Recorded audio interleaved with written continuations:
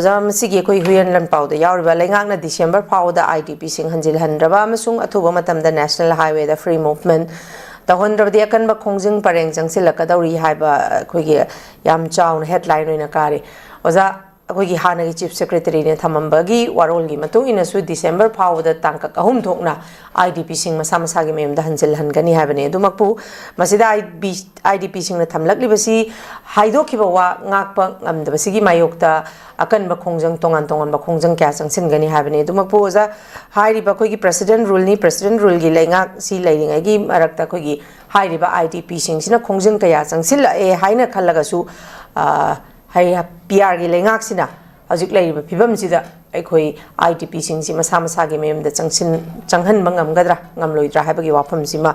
yam cha wahang ni duga haukiba कोई तांग तरागा मंगादा तोरबुंगदा Hanshin खरे Hanshin grub मतुंग नोंगानबो तांग तरागा तरुकता दुमक नोमई मरु चनी चहुम कापकी बोम तरुक तरेट कापथरकी सिगी फिबम जिदा ओजा मखोइना IDP सिंगना तोंगान तोंगान बखोंजंग चंगसिलकदौरी फ्री मूवमेंट सु पल्ली ओजागी मोट करी कमाइना यंगबे यारिमा कनोनी ख्वाइदिगी मरु ओइबा न्यूज सिंगी कनोनी हेडलाइन हाइबा तारेको दुगा मसी चाही लोइसलकपगी असिदा अखोइगी ngasi notice window gi news analysis tabiriba mieng tabiriba khudimokbu hangda kononjari yaiba paujin pijari aloina ngasi hiaina mina pukalakliba IDP singi oriba demand pidaba aduga masi pipam thokpa pidragadi hena kongchingin gani haiba wafam ching phongdokpasi yamna serious oina koi logom thoe masidi da kone discrimination gi aso wafam ma koi hujik thoabani mani democracy chatpa laibak asida democratic right mayam singa to pidaba suspend towa adugulam da mama lai haragadi madu manipur ni haina aikoina madu define fazana adum akoi toba yarabani hujik mak yaina ma akoina aina lambida notice window gi news analysis ki lakon matamda ingrab lechin marak sida IDP sing di kendan adegi makoina saba aga this was na singwa ari photo phi apaba mam ilaga po yon ba hore aduna khamai ko adum ai nang da bani na khar lepamdre mai tawduna ngasai kya wana ingrab marak sida makoi thoga kano posai dhuk akoi kendan kagi mayam akoi yolaga haina haugraban ayuktagi ko si gi ai lambi da nati mapung kudimagi corner kudimagte masi urabani imung da changnabani aduna madugi masa masujing asa lairiba kholiba mayam loi mangabani maintain gi aduga kanu wakhan gi laina adagi thori yan siba adagi kanu suicide tauba even ta proxo gi kanu cases pogdo tholokna masi gi awa mayam ma koi thengnarabani aduna masi gi phim asi akoi gi una usna da saba gi pot ama laksalakpa aduga si si yang kanda koi se yam oppress koi kano region hai batare within the koi Indian kano gi territory da laiba posak amane ha se masi kam sengabani amu oire koi pai puna koi sinaram se hingi ha ba khunai di hingi ha ba duni maram di Israel oiro kano gi nasina nai khaira ga ju at 60,000 han hathok pigra bog da moi hingda ya di ha ba gi ngasi hingdana middle east ki power oiro leiri ko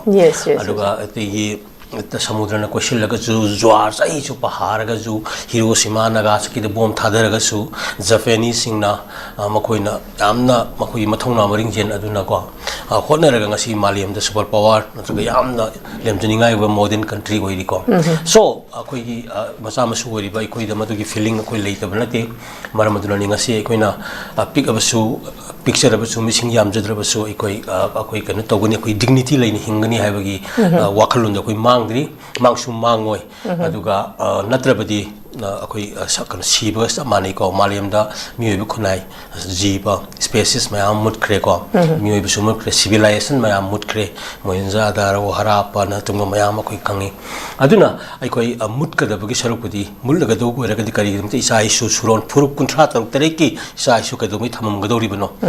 aina koina lakli base IDP sing ngasi honari ba si mahaki maram dum gi manung ka sida khori na phom ta da ba mayam gi khusin thorang gi ye akano da chaiting da ngasi mayum du laiba hanjana phangdiri mayam se masi government na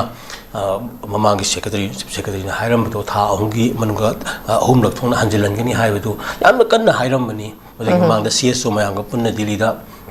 Ministry of Home Affairs ka wari sana bada assurance pirakrabani adumai tawduna tawdu December hayeng loidui ni ko adu ogai du mandre samai tawduna adugi mahutta hena Puruk Masengi Marakta divisive policy Taubangamba Lakshinbangambatu Lakshindrakanda Puruk Masengi Marakta Yingtinanba South Pongi policy North Pongi policy Toraga Central Point high region ahum Tugai Wakalun British Nakalama Wakalun Yumpam Oirakanda Manipur ki territory che Article 3 si naraka of the Constitution of India si naraka tugai ga ningi ga high kan threat ro akoi je ai ba million gi adu administrators singi makhong non gani ga khan ba gumba amal lairi ko aduna akoi suno noloi Manipur di kai ba ya da bani maram di Manipur kai ba ko hingdabani na ko na tam sigedok saru pudi mi kha pola sigedok saru pudi ekoi ngasi mu kadum si da su yare hai buduni ko aduna sini pai pu na khoi da sina biram instinct se aduna ekoi madum stand tawi IDP singi pot hen kankhala kani ekoi mamangi news analysis and then dialogues the notice window to gi yamna predict to khrabani if not it is a timely address ko the very unrest will continue ko aduna IDP singsi how warning period specially aduna from day 1 up to 2026 instead of ushering in peace ko masi lapagi mahuta hena violent oiba hena unrest oiba hena nuaitaba sahi ma oigadra haibani but masi kana na thon bano hai kanda responsible government or hujik laiba PR governments no oiduni after all in democratic country the government is the authority ko is to take responsibility for all kinds of say even welfare or unwanted situations mayam singa sema koin responsible lawudabani say it's worldly consensus over port ama khangni so still one day is in our hand ko aduna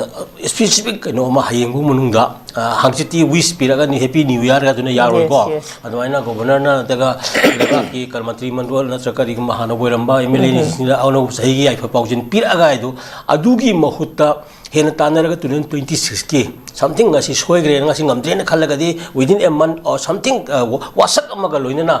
masi tawrani haibira chingba adugumba magi commitment nga khidrabado amuk anna mana review torakana miyamda ama thajaba ma thamgadabani pigadabani adu oiba taragadi khajik haidi anyway miyoi baise soidaba ngamde haibadongna akhagi hayengu mungdang ngamdrabasu January thaung tawni haibani chingba February thaung tawni haibani chingba adugumba mayam to yamna specific oina yana committed oina phongdoklabadi so adu khara laigani haibase masima thamge aduna IDP sing until unless the issues of IDPs are addressed properly ko peace is not possible ko simdi haige akoi sana lupa kokthongda adagi ai yum building sana lupa na kupi biduna te akoina pamise akoi leijaba kharana iningkamna akoi hingjabaduni aduga arai chaminna baduni adugi ek pokminaba gi sinina mayam singa sina magi mayumda furup simayama effect tawduna leibang ngamdana wari mayam se masi hek shanti leiting ga koida kano leiroi habo hunsi hala thamge ko okay thank you very much Sakhacharuja